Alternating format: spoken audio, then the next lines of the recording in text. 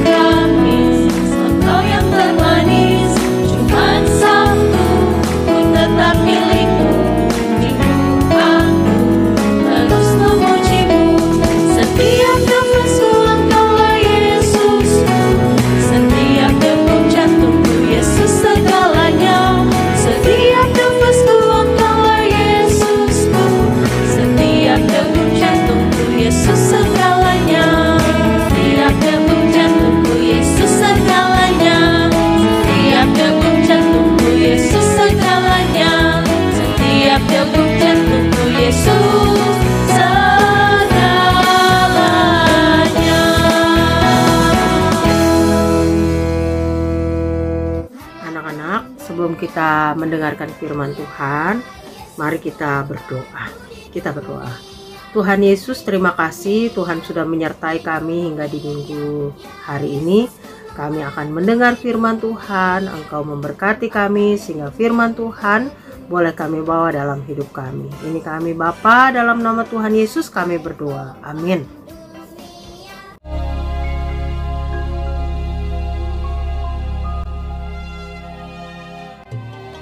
Di Kaisarea ada seorang yang bernama Cornelius, seorang perwira pasukan yang disebut pasukan Italia.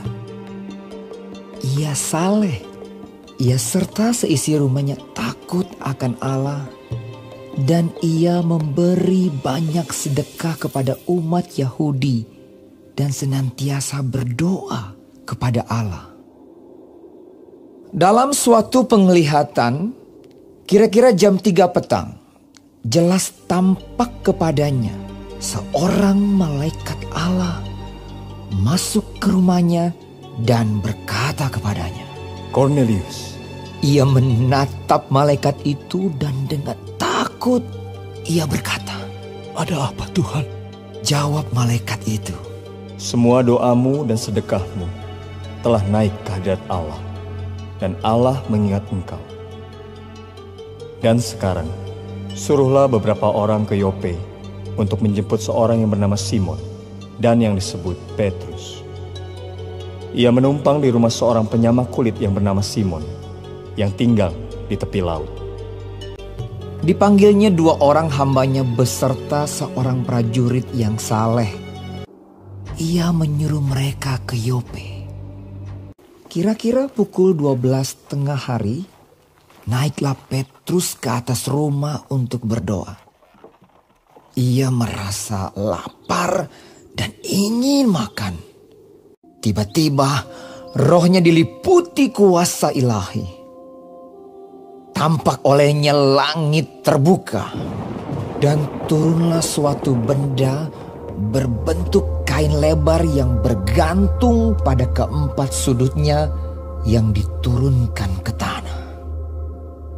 Di dalamnya terdapat berbagai jenis binatang berkaki 4, binatang menjalar dan burung.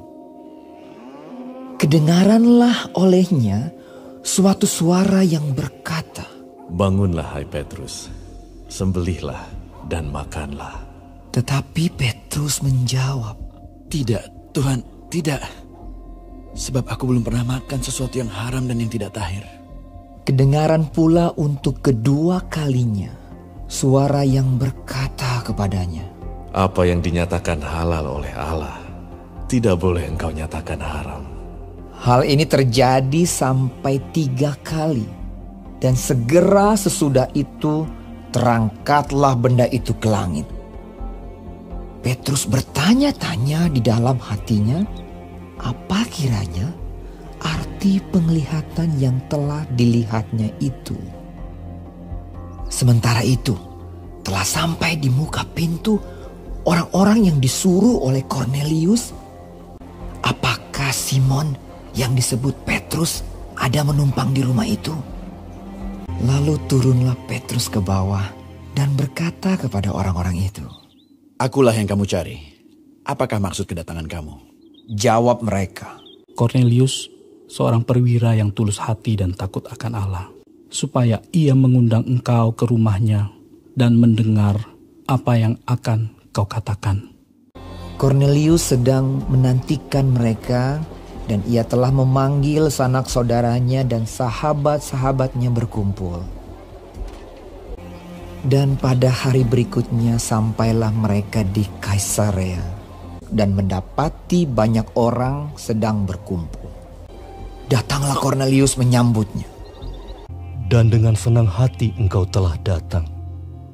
Sekarang kami semua sudah hadir di sini untuk mendengarkan apa yang ditugaskan Allah kepadamu. Lalu mulailah Petrus berbicara. Katanya, "Bahwa aku tidak boleh menyebut orang najis atau tidak tahir. Sesungguhnya aku telah mengerti bahwa Allah tidak membedakan orang. Setiap orang dari bangsa manapun yang takut akan Dia dan yang mengamalkan kebenaran berkenan kepadanya. Yaitu firman yang memberitakan damai sejahtera oleh Yesus Kristus yang adalah Tuhan dari semua orang.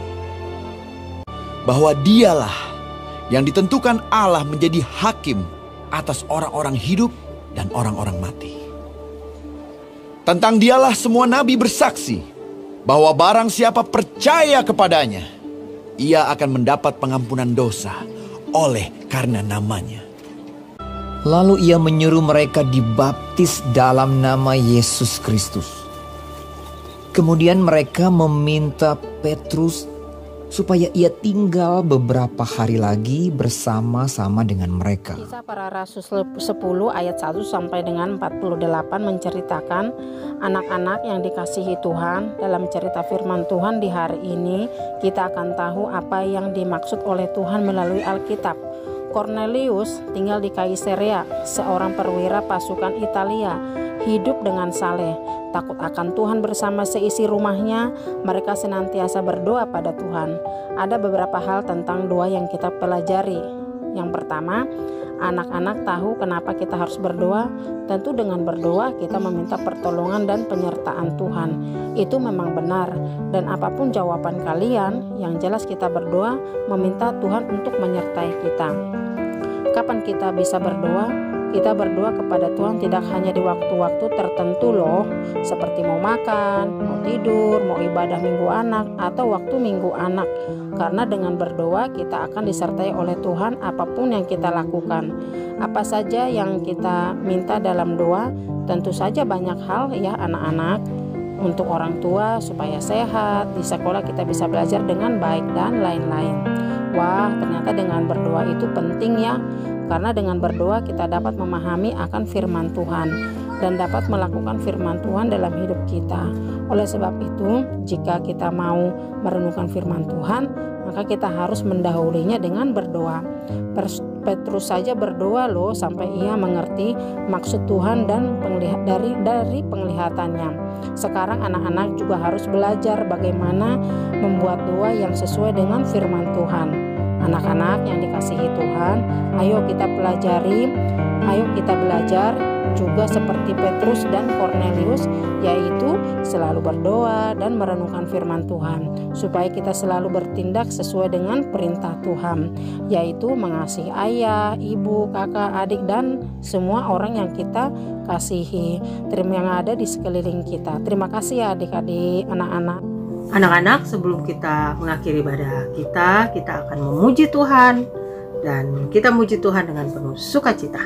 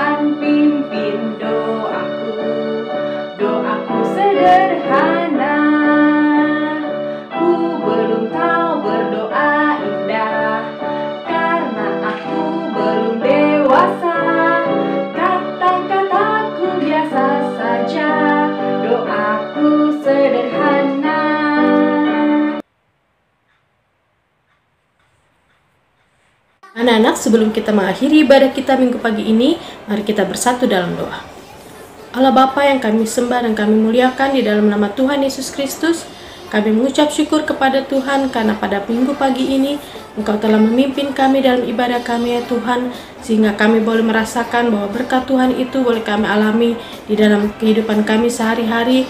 Melalui firman Tuhan yang telah kami dengarkan, kami boleh diberkati oleh Tuhan. Dan pada saat ini Tuhan, mari Engkau berkati keluarga kami, orang tua kami dalam bekerja, dan kami dalam bersekolah Tuhan. Biarlah kami diberikan kesehatan, kekuatan, kemampuan, sehingga kami boleh melakukan apa yang terbaik di hadapan-Mu ya Tuhan. Dan kami senantiasa di dalam kehidupan kami boleh setia melakukan kebenaran firman Tuhan. Ini doa dan ucapan syukur kami Tuhan, hanya di dalam nama Tuhan Yesus Kristus kami berdoa. Amin. Selamat hari Minggu anak-anak, Tuhan Yesus memberkati. Selamat hari Minggu anak-anak, Tuhan Yesus memberkati. Selamat hari Minggu anak-anak, Tuhan Yesus memberkati.